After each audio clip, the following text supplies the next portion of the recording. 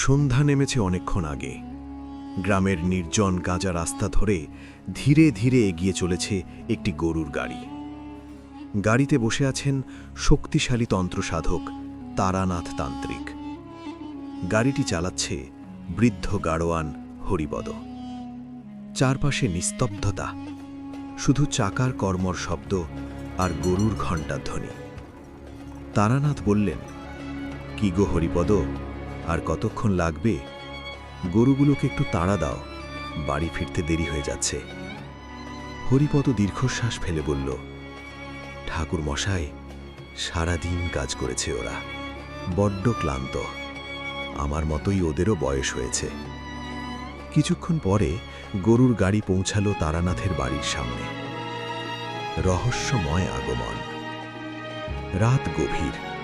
তারানাথ বিশ্রাম নিতে যাচ্ছিলেন, এমন সময় দরজায় জোরে টোকা পড়ল। ঠাকুরমশাই, দরজা খুলুন। দরজা খুলতেই দেখা গেল গ্রামের মানুষ ভোলানাথ দাঁড়িয়ে আছে। তার মুখে আতঙ্ক। ভোলা কাঁপা গলায় বলল, ঠাকুরমশাই, আমার ছেলেটাকে বাঁচান। বিকেলে খেলতে গিয়েছিল ভূষণ্ডীপুর শ্মশানের পাশের মাঠে। তারপর থেকে অদ্ভুত আচরণ করছে, কখনো চিৎকার করছে, কখনো অজ্ঞান হয়ে যাচ্ছে। তারানাথের চোখ গম্ভীর হয়ে উঠল। তিনি বললেন, ও শ্মশানটা ভালো জায়গা নয়, চল এক্ষুনি তোমার বাড়ি যাই। ভয়ঙ্কর তন্ত্রক্রিয়া।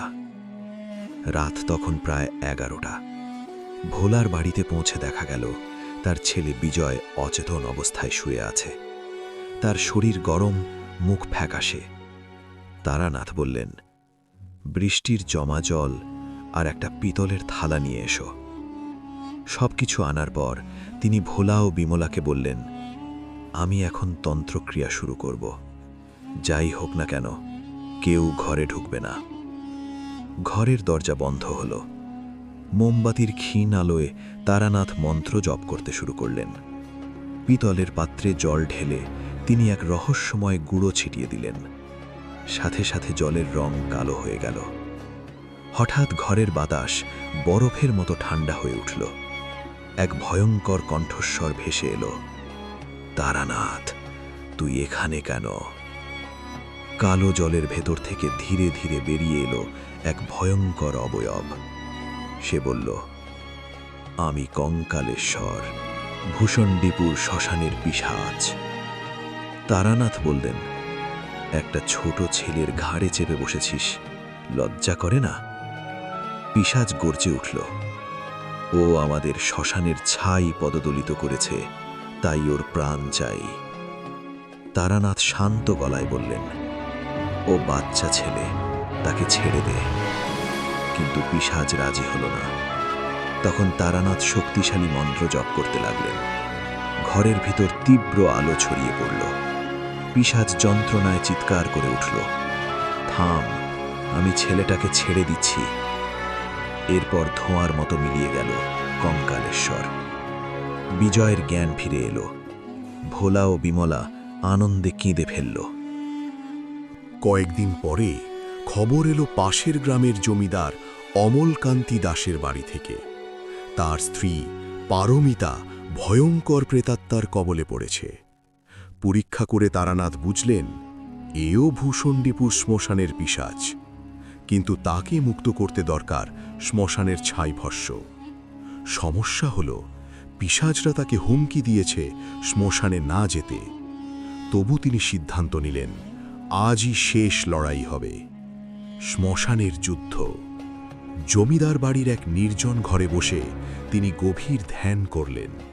তারপর সূক্ষ্ম শরীর ধারণ করে পৌঁছে গেলেন ভূষণ্ডীপুর শ্মশানে।